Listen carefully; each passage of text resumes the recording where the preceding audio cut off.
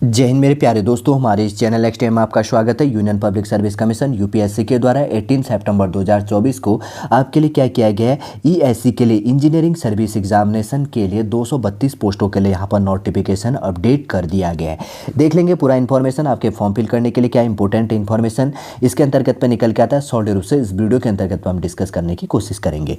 इससे पहले हम आगे बढ़े, यदि आपके द्वारा हमारे इस चैनल एक्सटेम को सब्सक्राइब नहीं किया तो सब्सक्राइब कीजिए तथा बेल आइकन को प्रेस कीजिएगा, ताकि जो भी कंटेंट जो भी इन्फॉर्मेशन हमारे द्वारा आपके लिए प्रोवाइड किया जाता है तो उसका नोटिफिकेशन आपके पास समय पर उपलब्ध हो जाएगा। 18 सितंबर 2024 को नोटिफिकेशन अपडेट किया। लास्ट डेट ऑफ सबमिशन की बात करेंगे तो 8 अक्टूबर 2024 फॉर्म फिल करने का लास्ट डेट है। ठीक है, इंजीनियरिंग सर्विस एग्जामिनेशन अगर ऑफिशियल वेबसाइट की बात करेंगे तो www.upsc.gov.in इसका क्या है, ऑफिशियल वेबसाइट है। इंपोर्टेंट इंस्ट्रक्शन क्या चीज़ निकल के आ रहा है वो चीज़ हम इसके अंतर्गत पे देख लेंगे। सबसे पहले हाउ टू अप्लाई की बात करेंगे तो OTR कर लेना, वन टाइम रजिस्ट्रेशन upsconline.nic.in पे जाकर, ठीक है, OTR कर लेना। और आने वाले समय में यूपीएससी जो भी एग्जाम करवाता है, अगर आप इसके लिए एलिजिबल हैं तो यूपीएससी के अंतर्गत पर अगर आप और एग्जामों का प्रिपरेशन करना चाहते हैं तो तब भी आपके लिए ये इंपॉर्टेंट हो जाता है।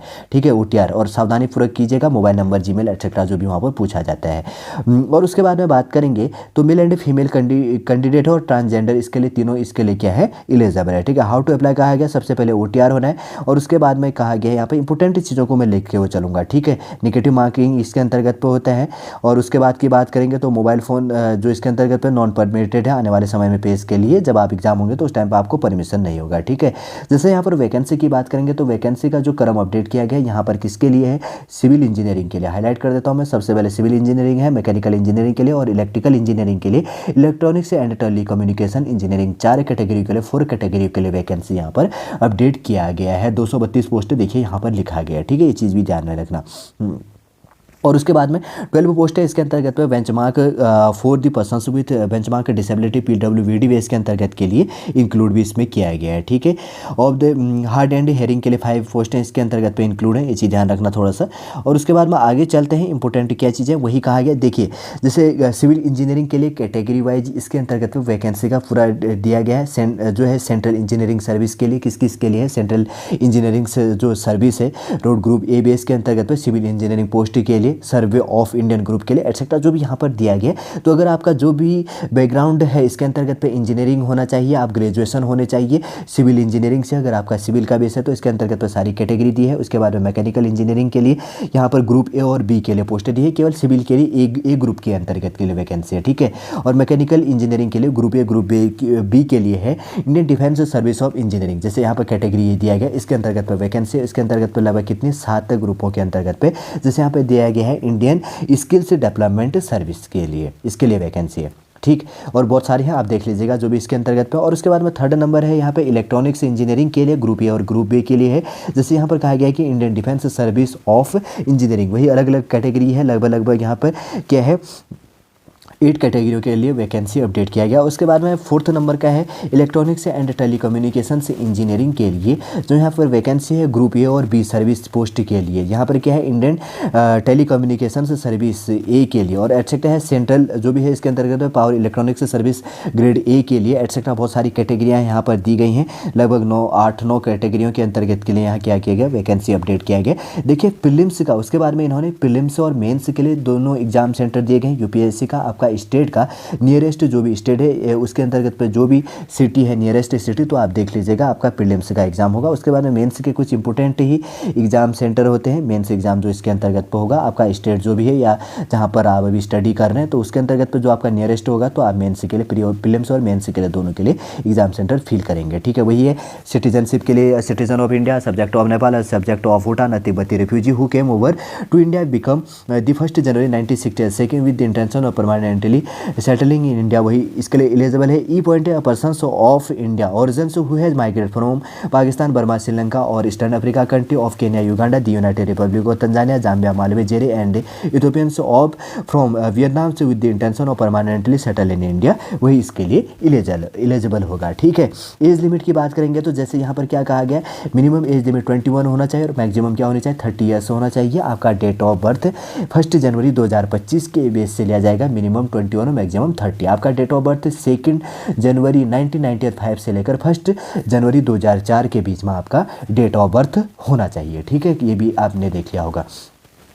आगे ले चलते हैं और क्या चीज़ें हैं वैसे बेसिक से और सारे की पॉइंट दी गई हैं। अगर आप कमेंट के माध्यम से पूछेंगे, अगर आपके लिए इंपॉर्टेंट होगा तो तब मैं आपके लिए सिलेबस प्रोवाइड करूंगा, नहीं तो अगर मेरे पास थोड़ा सा समय अभाव रहता है इसलिए सिलेबस आने वाले समय में मैं प्रोवाइड करने की वजह से कोशिश करूँगा। ठीक है, वही दिया गया कैटेगरी वाइज वैकेंसी संबंधी के लिए। नहीं तो आप ऑफिशियल वेबसाइट से क्या कर सकते हैं, जो इसके लिए एलिजिबल है तो वो इसके अंतर्गत पे क्या करेगा, आपका सॉलिड रूप से सिलेबस डाउनलोड कर सकता है। आप जानते हैं इसके लिए प्रीलिम्स की अगर जो आप तैयारी कर रहे हैं, ठीक है, ध्यान रखना प्रीलिम्स स्टेज के अंतर्गत पे सबसे पहले पेपर क्या होता है, जैसे यहाँ पर दिया गया है। सबसे पहले यहाँ पर बात करी गई है सिविल इंजीनियरिंग के लिए जो पेपर होगा जनरल स्टडी एंड इंजीनियरिंग से एप्टीट्यूड से लेकर 2 आवर्स के बेस के अंतर्गत होगा, 200 मार्क्स का। फिर उसके बाद में सेकंड पेपर आपका सिविल इंजीनियरिंग का होता है 3 आवर्स के लिए 300 मार्क्स का, टोटल 500 मार्क्स का पेपर होता है। ठीक है, एक दिन के अंतर्गत पे वही है। उसके बाद में मैकेनिकल के अंतर्गत पे जनरल स्टडीज़ एंड इंजीनियरिंग से एप्टीट्यूड के लिए 2 घंटे का यहाँ पर टाइम दिया जाता है, और मैकेनिकल इंजीनियरिंग के लिए भी 3 आवर्स का दिया जाता है, 3 घंटे का, टोटल 500 मार्क्स का पेपर होता है, 200 और 300 मार्क्स का। वही आगे है इलेक्ट्रिकल इंजीनियरिंग के लिए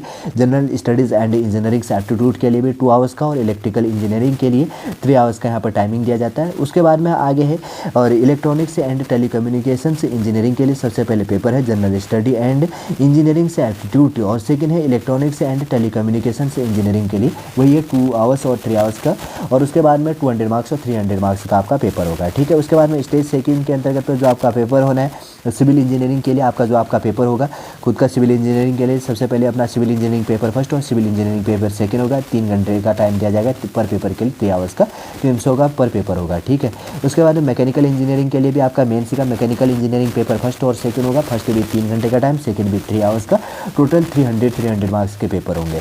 ठीक है, चीज़ ध्यान रखना। और इलेक्ट्रिकल इंजीनियरिंग के लिए यहाँ पर क्या है, जैसे कि यहाँ पर कहा गया है सबसे पहले काफ़ी इंपॉर्टेंट हो जाता है इलेक्ट्रिकल इंजीनियरिंग जो सब्जेक्ट है 3 आवर्स बेस के अंतर्गत पे दिया जाता है, वही है कैटेगरी बेस के अंतर्गत पे।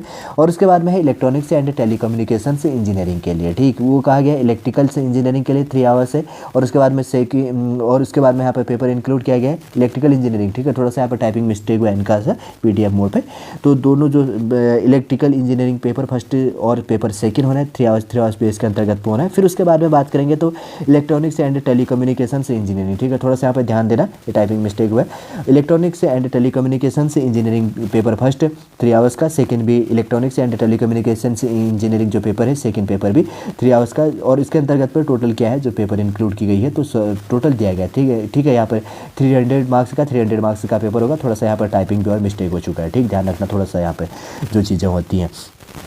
थोड़ा सा इन्होंने डीपली सिलेबस प्रोवाइड किया शायद इसके अंतर्गत पे।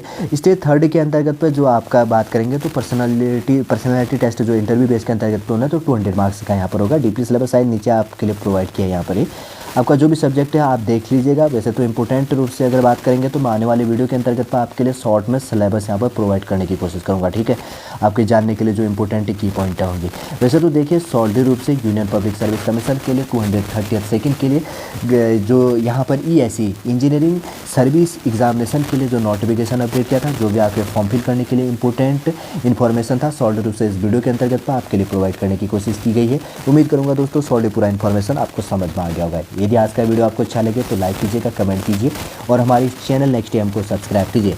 वापस हम नेक्स्ट क्लास के अंतर्गत तो आपसे मिलेंगे। जय हिंद, जय भारत।